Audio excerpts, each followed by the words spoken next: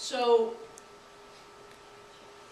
for those of you who read the article, thank you for doing that, first of all. I know that it's something, I've been studying this for over a year, so sometimes you get so deeply embedded in the information that it becomes hard to explain it in just a couple pages. Hopefully tonight, by being able to have a presentation, I can make it a little bit more clear than that was too. First of all, it was over a year of research, and it involved me going to the New York State Museum, spending a day there, going through their collections.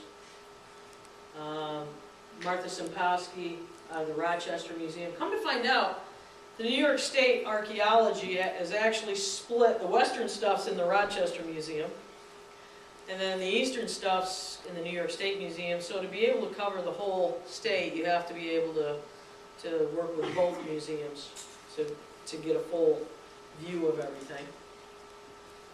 Dr. D.M. Weimer of Bloomsburg University has actually been involved with archaeological excavations of Mississippian sites all over the Midwest. So, and she's actually a good friend of mine and been involved with SRAC since its inception.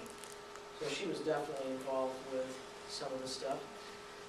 And then Dr. William Engelbrecht, he actually is the past president of New York State Archaeology.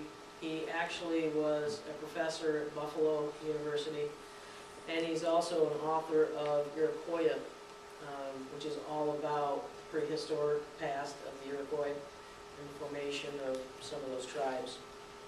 So I just want you to know that this isn't like a fly-by-night research project. This actually took a lot of time and a lot of effort. One of the things that I regret that I wasn't able to do is get out to Indiana, to a site that I'll talk about. Actually, some of you know, the day that I was going to fly out to Indiana, my dog was hit by a car and lost a leg. So I didn't get out there yet. She is recouping, she's doing fine, but I haven't been able to go there quite yet. But I have been actually in touch with the university out there, as well as the museum, and you'll see why I have great interest in that as well. Those of you that have followed anything that I've written about, because of Spanish Hill, I've studied a lot of things about the mound builder cultures. And I need to give you a little bit of background so you'll understand where I'm going, okay? First of all, this is a map that I actually overlaid Pennsylvania on, just so that you can see where Spanish Hill sat. There is an orange dot for that too. This map was done in 1891 by Cyrus Thomas on behalf of the Smithsonian. And it was in order to preserve the information of all the Native American earthworks known at that time. And it was really a compilation of other people's reports and his own. But it was a really huge endeavor in 1891 to try to save all the information before sites were, just blown away by either farmers, plowing them over, or towns, putting in new buildings and that type of stuff. So the interesting thing is, even though we don't see a lot of these sites anymore, Spanish Hill is one of those. There were tons of these around, okay? Native American sites that fit some of these categories here. That being Adena mounds, these are conical mounds, and they go as far back as 1000 BC, okay? And then the Hopewell actually did a lot of embankments. They did huge circles, squares, octagons. They were real fancy how they did their geometric forms, and it was amazing to see if they could do an absolute circle, 4 acres, all that type of stuff. They were really good at that. Had to do a lot with the sun and solstice and all that type of stuff. And then following them, there was the Mississippian culture, and they had more temple mounds probably what a lot of people would relate to would be South American stuff. They were the, you know, those temples, you know. I mean, they would go as far up as, well, I went to one in Wisconsin. So they were all the way through here as well. They're called Mississippian because a lot of them ran right along the Mississippi River area, although they were in other places as well. And within the Mississippian group, just so that you know, I've talked a lot about the Fort Ancients. Fort Ancients were considered a part of this Mississippian group, just so if you don't see it here and you're wondering, that's why. So I need to give you a little bit of background information on those Mississippian people. And if you see here, there's that Fort Ancient.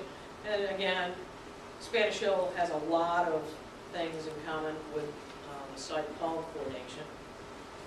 But for now, what I want to talk about is just the Mississippian cultures and these types of structures, those temple mounds, those flat, man-made mounds that were quite impressive. Some of the traits of this culture, some of those things that these people can be identified by are those huge temple mounds, like this one in the background. See, this earth was piled up, and then structures were put on top of them for their leaders, that type of stuff. They also had corn. They used shell tempering in their pottery. So they would take shells from the river, crush them up, and put them in their clay. So, you know, if you ever make a clay pot as a kid, and it dries out, it kind of crumbles. You know, but if you actually ground in some shells and that type of stuff, and you fired it, it would stay together, stay strong. Okay, that's what the tempering's for.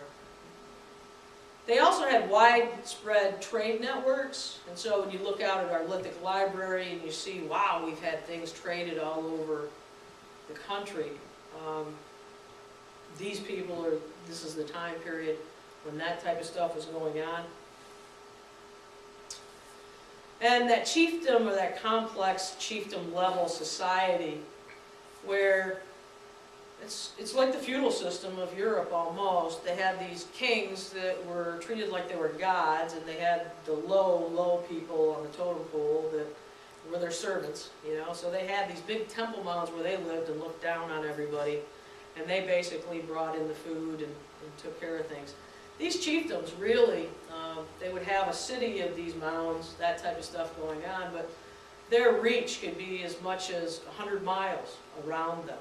And they controlled the little villages that far. And that's what that talks about there.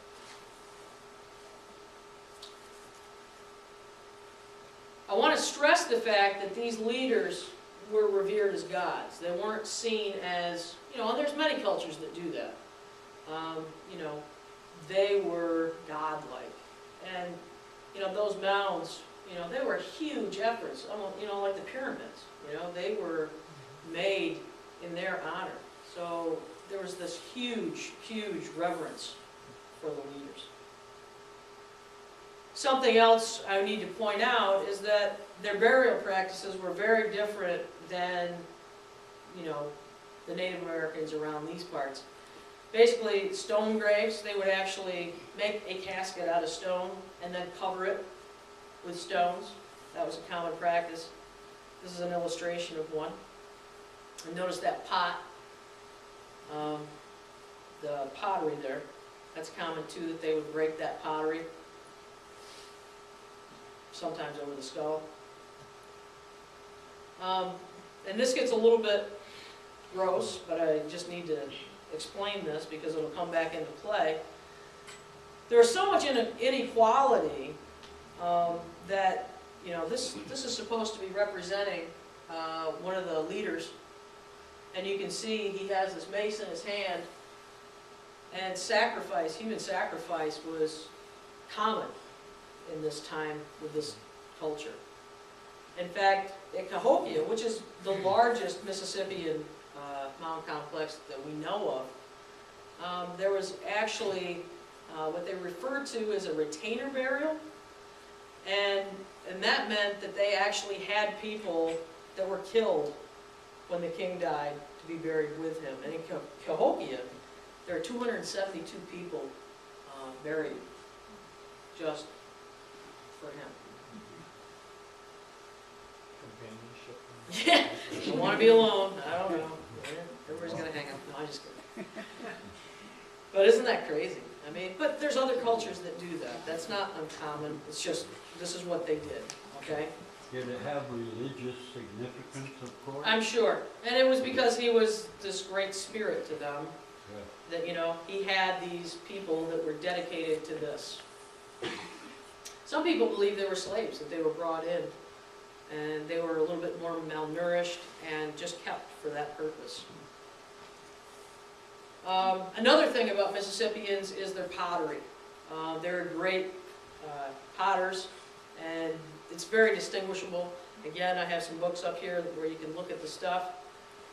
And a lot of their pottery had human faces, human effigies, as in not just a circle with two eyes and a smiley face. It looked like a sculpted face, okay? And a lot of times, those faces were put on pots, not unlike this. When I went up to the New York State Museum, you don't know how many of these faces I saw. But none of them were quite like the faces that I'm going to talk about tonight.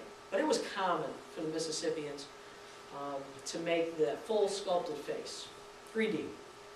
And then, of course, they had head pots too, which is another story. But fully sculpted, looked like a human face. Another thing that they're well known for is this item here, and it's called a mace. And you can see here on the shell, you can see there's the king, the leader. And again, you see the mace, and you see the same thing. There's the mace. This mace here is actually found in Nichols, New York. Kind of interesting.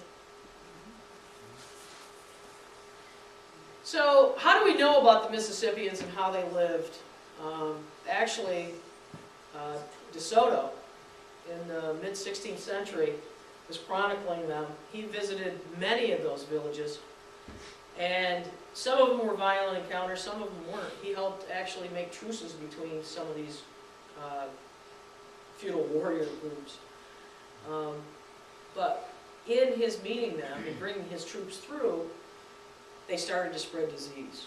And that was a bad thing, because the Native Americans here did not have any way to fight off measles, smallpox, any of that stuff. And it wiped a lot of these, millions of people out. And to try to keep a city running when you have people dying everywhere, plus you have wars and everything else going on, I mean, everything was in turmoil. So, we know that some of those European, some of those Native American groups actually became nomadic. Some of them actually traveled away and built new communities, which were later identified as new cultures, because they didn't have their mound complex and all this kind of stuff going on anymore. Interestingly enough, the Cherokee keep their connection to the mound builder cultures. You know, that's in their traditional oral history. But then there's other groups that have no idea where they came from, because their oral history was so broken up because of all that turmoil, all the disease, and all that kind of stuff that happened. They lost their elders, that type of stuff. So there are literally groups whose history only goes so far, and then it becomes, yeah, we came from out west, but clarification of where exactly has just been lost. This lends to the whole story. I don't know if any of you remember something that I talked about before, the mound builder myth.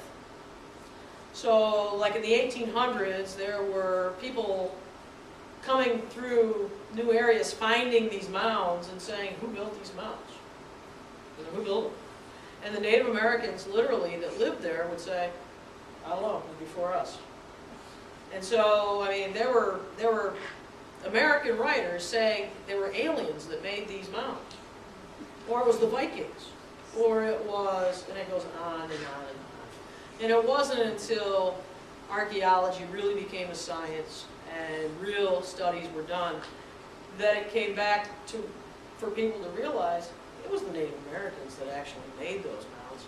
It's just some of those stories have been lost of who exactly they were.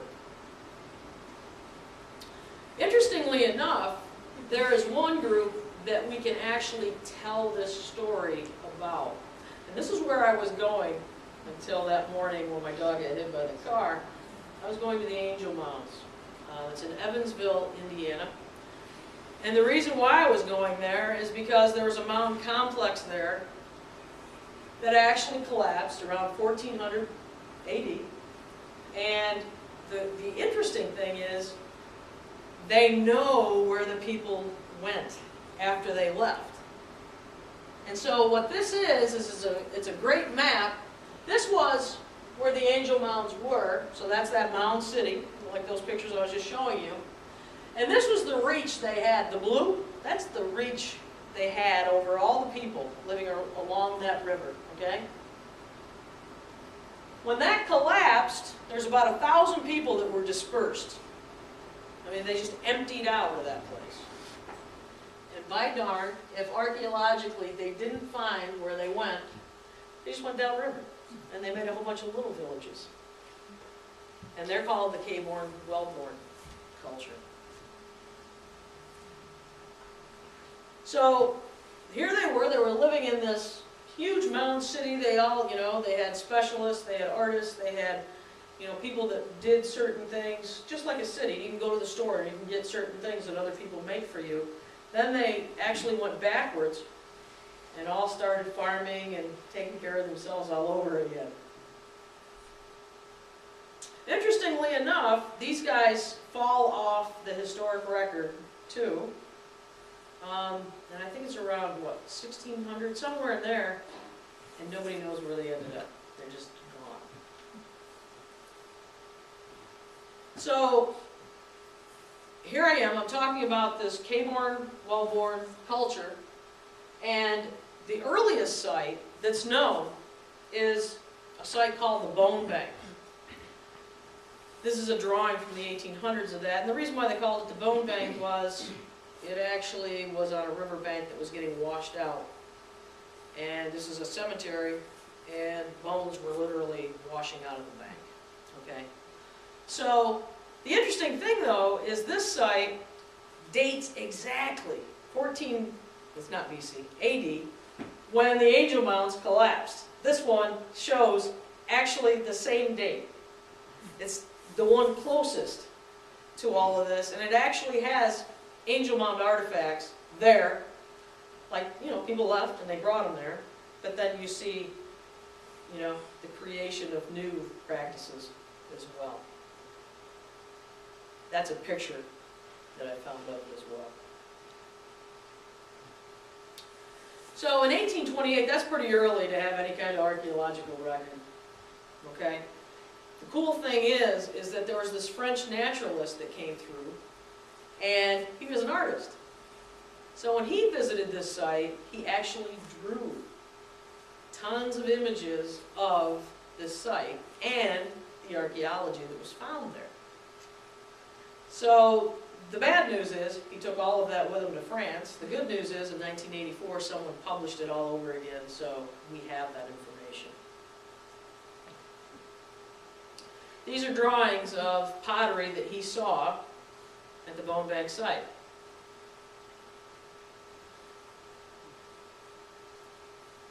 And there's that 3D pottery business again. Another head pot. This was actually found later. That's a photo. So, Tom, I put that one in there for you. It had Madison points. And then this one's one of my favorites. And obviously, if you've looked at the information I put out about this before,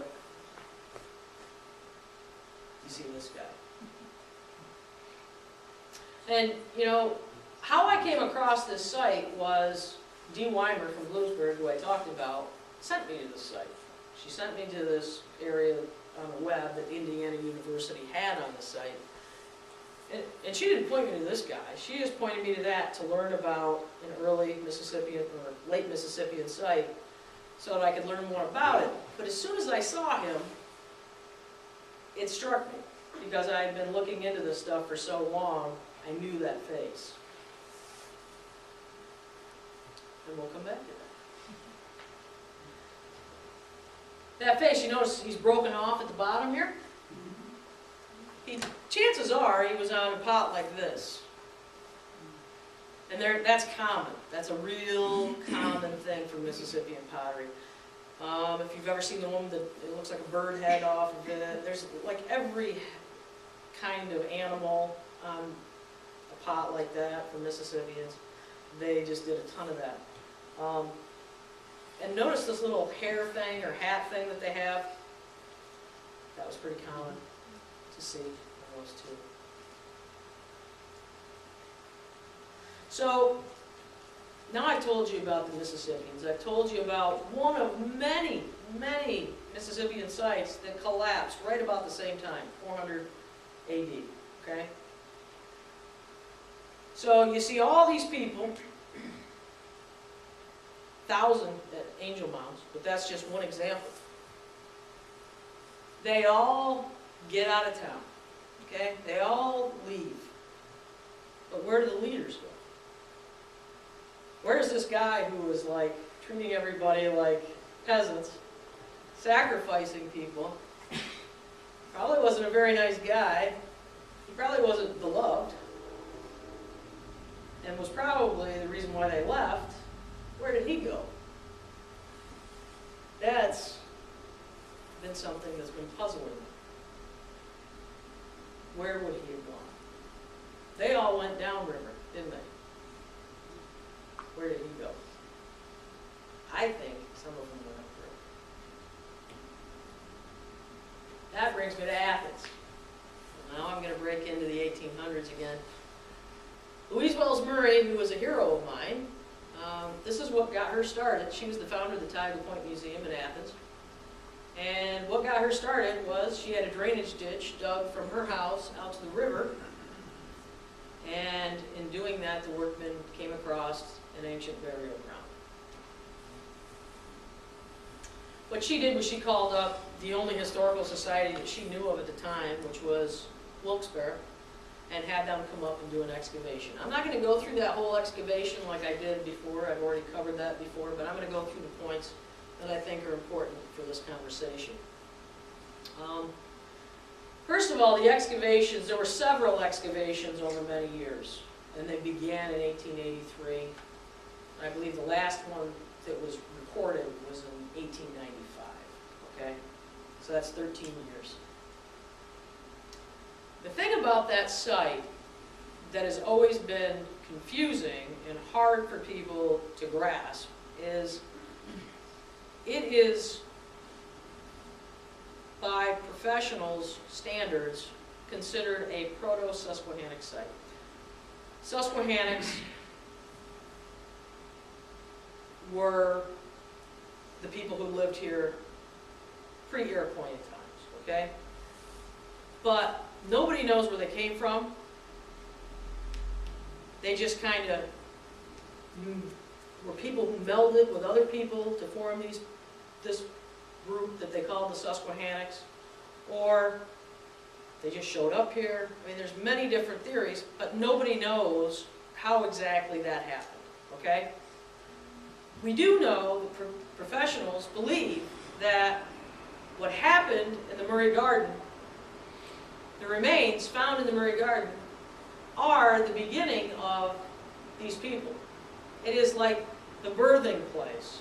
Where we're standing today is the birthing place of the Susquehannocks. There's no earlier record of the Susquehannocks than where we live, within a 10-mile radius of us. This is where the Susquehannocks began. Okay? So, the thing about the Susquehannocks were, they were an incredible group of people. They're very warlike, larger than average people, and supposedly they're the only ones that the Iroquois really feared. And if you read through the Jesuit relations, that seems to be the case. They were wiped out in 1763, we know that, so there's no one to give us a story other than possibly Susquehannocks who melded in with other Iroquois groups and probably lost that part of their oral history of this tribe anyway. But the most important thing is we don't know where they came from. That's always been one of those things that I've been very interested in. These are our people. These are our people. And as far as I'm concerned, they deserve, you know, to be remembered. And when I went to high school, I never heard anything about these people. You know, it wasn't until I started this kind of stuff that I even knew anything about these people. And so, you know, Kurt Jordan from Cornell actually sent a student down a couple of years ago. He calls me up and he goes, "Deb, got a girl, she's going to do her thesis down there with you. She's just as obsessed about the Susquehannocks as you are. You ought to have a good time." But this has always been something that has interested me. So, again, this is where we need to start, and this is where I need to start, and that's why I was studying the Murray Garden as hard as I have been. Interestingly enough, there was a Pennsylvania state archaeologist, Barry Kent, who he and I have had our differences over the time, said this in 1984. "The need for more archaeology here may be tainting our understanding even more mundane questions, such as the relationships of strange vessels with faces and rim and body decorations from the Athens area." He means exactly those faces that I was just telling you about, and here they are. "Perhaps can be answered through more intensive archaeology." So I'm not the first one who's seen this and said, "Whoa, something's not adding up." But it's still important. We need to understand it, because without understanding this site, we're never going to understand where these Susquehannocks came from, as far as I'm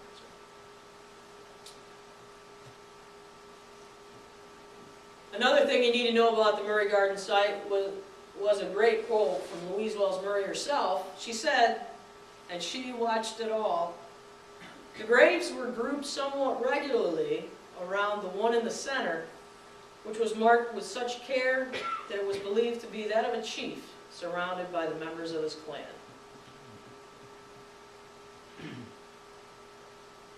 This is actually a quote from Warren K. Moorhead, who opens his book, The 1916 Susquehanna Expedition, talking about this. In 1895, they ended up opening up, finally, the chief's burial spot. They never would touch it. Till 1895, they decided, well, we need something big for the Tioga Point opening ceremony, so they decided to go ahead and do it. So the sepulcher, or the stone grave, about 3 to 5 feet, with upright stones at each corner, apparently as a marker for, of course, this would have been well above the ground, well above the surface. And then he goes on to say, 2 flat stones full of Devonian fossils were covering it. There's a skeleton of 6 feet or more in height, while laying on his back with his head to the southeast, yada, yada, yada. And he seemed to think that it was a sitting posture, could have just been a flex burial. And he said that there was a large pot crushed at the side of his head. This is actually a photo from that. That's the pot. And I'd like to remind you of the Mississippian burials that I talked about before. Dead ringer. I have done a lot of research on stone graves in our area. They are very common in Tennessee and Kentucky and out that way. They are not out here at all. I know of 3 that I could find. One's near Pittsburgh. This is for Pennsylvania. One, actually, Ted was involved with, and that was just stones covering a grave. It wasn't walled up, like the one at the Murray Garden. And then the one at the Murray Garden. So, it's very unique. Also, the first burial that they came across, the Wyoming Historical Society, when they came to town in 1883, they made a big deal out of this guy, and they called him the Turtle Medicine Man. He had a turtle rattle, he had turtle rattles, that being turtle shells with pebbles in them, at his ears, like earrings. And he also had those at his ankles, like they were on his ankles as well. And he made a big deal out of it. He said it should have been a squaw, but it wasn't. No, the guy was all dressed up. Another thing we talked about earlier were the Mississippian retainer burials. Remember the people that were buried with the chief when he died? Well, at the Murray Garden, this is what Louise Wells Murray had to say. For long years, this would have been an apple orchard, and under several of the old stumps, supposed to be from trees of Indian planting, were Indian graves. Around each of the two stumps were 7 graves in a circle, and directly under one stump in the center of the circle of graves, about 3 feet underground on a layer of clay, were 8 pots, fully carefully embedded in sand. Every one had been perforated by a thread-like apple root, and all were broken by the careless workmen who were removing the stump just after a day's futile excavation by the Wilkes-Barre Party. Throughout this plot, with one exception, the skeletons were flexed but buried in a sitting posture, often with the right hand raised and bearing that pot, containing food, arrows, seeds, later leading to conjecture they were basically buried holding these pots so that those trees would grow out of them. Like this.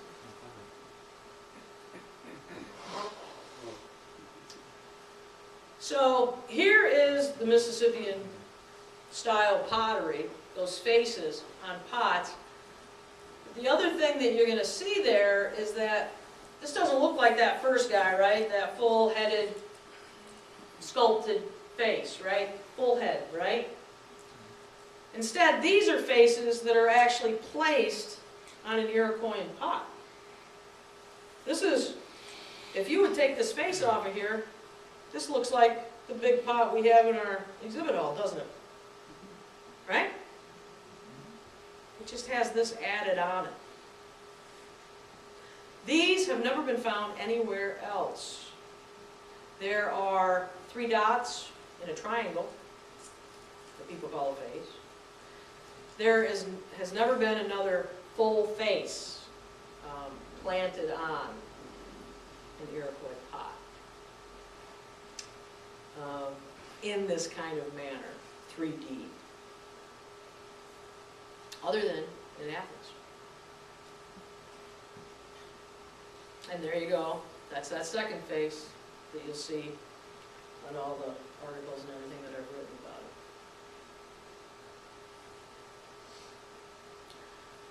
It was first written about in 1914 by this guy named Christopher Wren. We got the book out there, by the way. And basically this is what he said. So what I did was I just took his words and I want you to hear it from him, okay? The faces shown in different views in this plate are the very finest examples of Indian modeling of the human face made by Eastern Indians, which the writer has seen. He did a whole book on it. They are in high relief and bring out the forehead, eyebrows, the eyelids, the high cheekbones, the aquiline nose, the mouth, and the chin in a quite realistic manner. But he didn't stop there. He thought he knew why. So, here it is, and again, that's why I remember this face, because I remember what he said about it. He thinks that it referred to an old Mohawk legend. Come to find out, it's an Iroquois legend, it's not just Mohawk. And it's about this human who thought he was a god.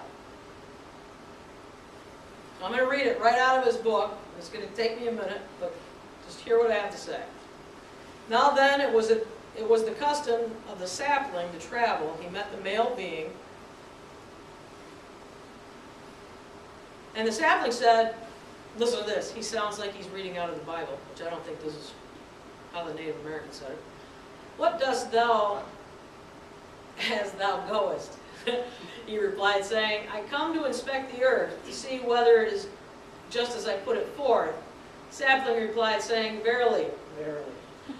Indeed, this is a very marvelous manner about which thou art on thy way, for the reason that assuredly it was I myself who completed the earth.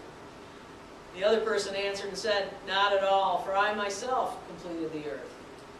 Whereupon the sapling said, well, if you made the earth, okay, let me just paraphrase this. If you made the earth, you see that mountain over there? Why don't you make that mountain move right over here? And the human being said, oh, not so sure I can do that. At which point, the spirit said, mountain move. And he moved it and smashed the human in the face, disfiguring him. And at that point, the human had to admit he wasn't a god at all. So, in the end, he said, truly and indeed, thou hast established the earth. It was not I at all who did it. And if you will consent to allow me to live, I will protect all times thy people who dwell on this earth. Sapling replied, truly, thus it shall come to pass. Mask shall be your name. That's who they'll call you, and grandfather. So, this is a story of a human being facing humility, realizing that he didn't rule the world, that he didn't make mountains or make them move, and he was disfigured, and his name became Mask. See this guy's nose? See his eye, and everything's smushed? That's who Christopher Wren believed he was. And today, he actually, this story still continues, and he's also known as Old Broken Nose. Some of you will be surprised to know who Old Broken Nose is actually in today's Iroquoian rituals, because you probably know what I'm going to say. Remember, Old Broken Nose, mask.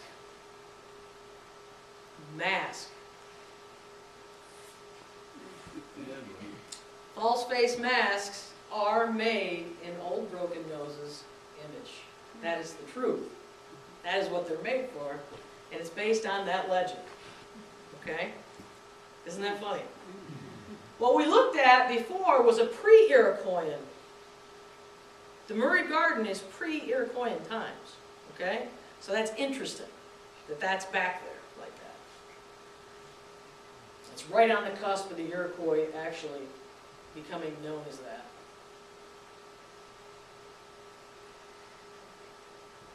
And guess what?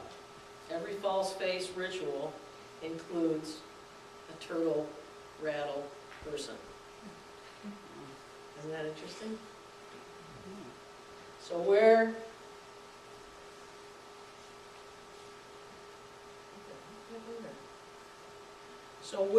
that Murray Garden was,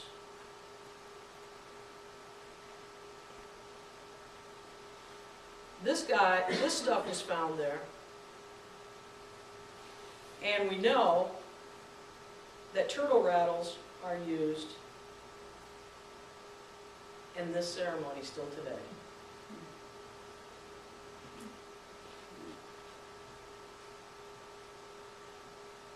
It's a cleansing ceremony. I'm not going to get into cultural stuff, but basically it's a healing ceremony, and they do it in the fall, in the spring, and basically the person who's dressed with the turtle rattles, goes through and shakes the rattle and cleanses households and the sick, that type of stuff.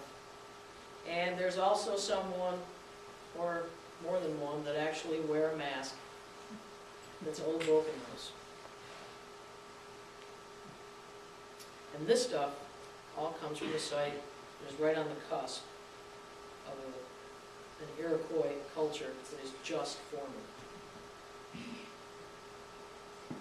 So again, here you are in Mississippian times, 1400 AD. You've got this person who believes he's God, who is having people build mounds, right? And his whole culture and world collapses around him.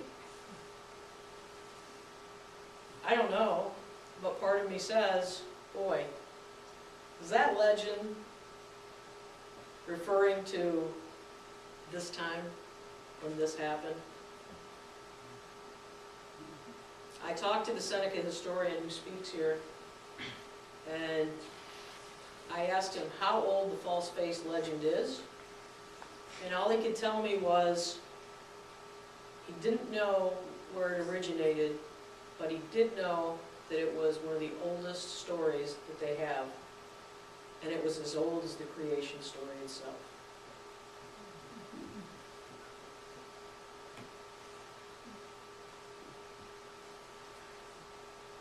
So let's look at this. They both have an eye that's squinched, and both of them actually show those lines under their eye. Their noses are askew. And interesting, this is the thing that really kills me.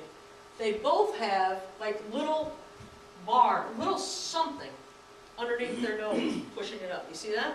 Both of them do. One's from Indiana, one's from Athens, but I could go with somebody doing this, but they both have that thing in their nose, too. That, whatever that is. And then, of course, their mouth are both going this way. I went through the whole New York State Museum looking for another face that did this. I called the Rochester Museum, spoke with Martha Simpowski, actually talked with more staff. They could not find another one. Isn't that crazy? And it just happened that the Murray Garden, who has the only pots that have these Mississippian faces on them, one of them has this.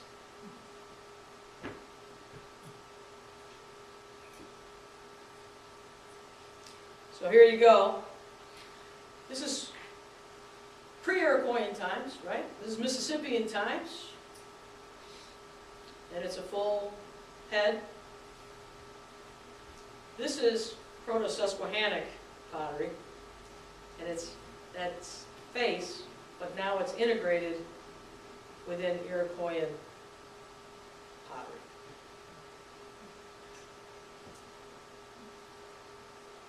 Interestingly enough, their time periods overlap.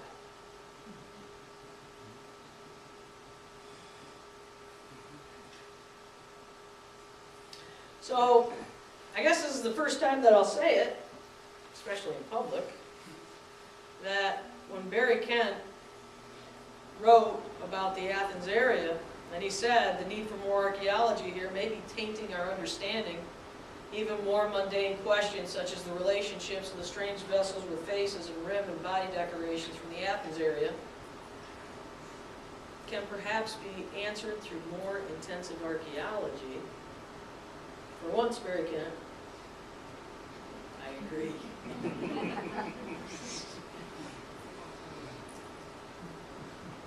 Now I want to know what you guys think.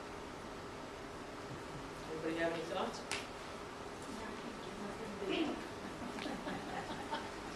Question. Yeah. Is the tectonic plate that is underneath the Earth's crust, the one plate, isn't that right underneath the area you're talking about?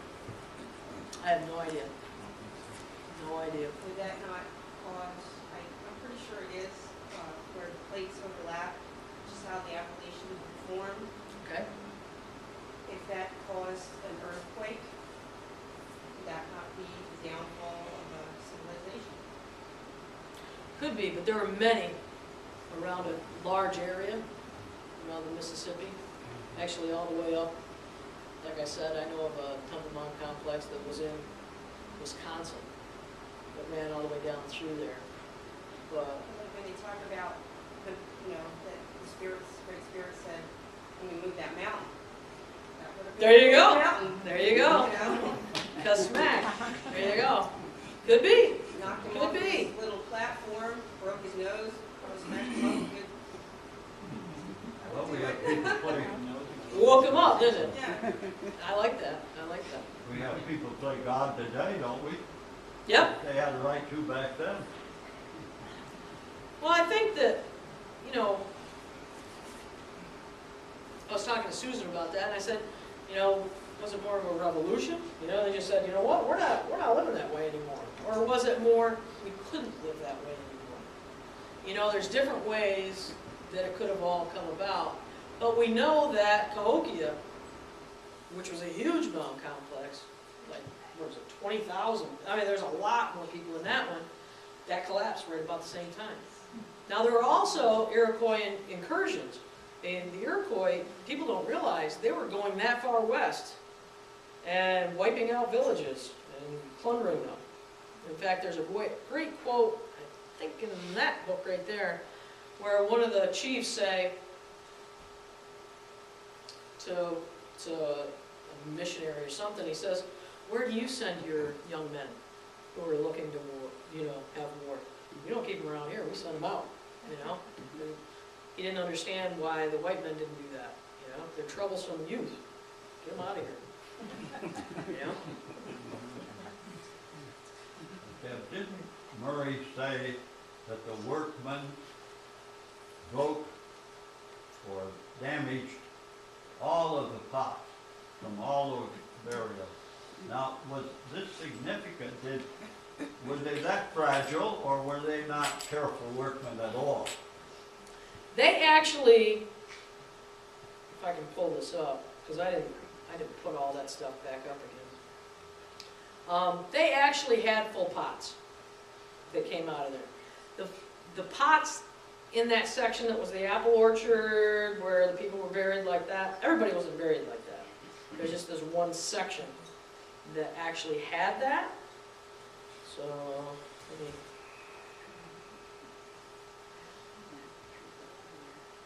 So if I pull this up, by the way, this is the new SRAC website, and it's got all the journals up there.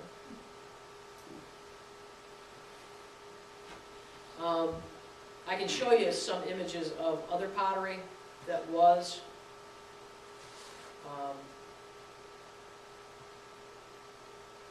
See,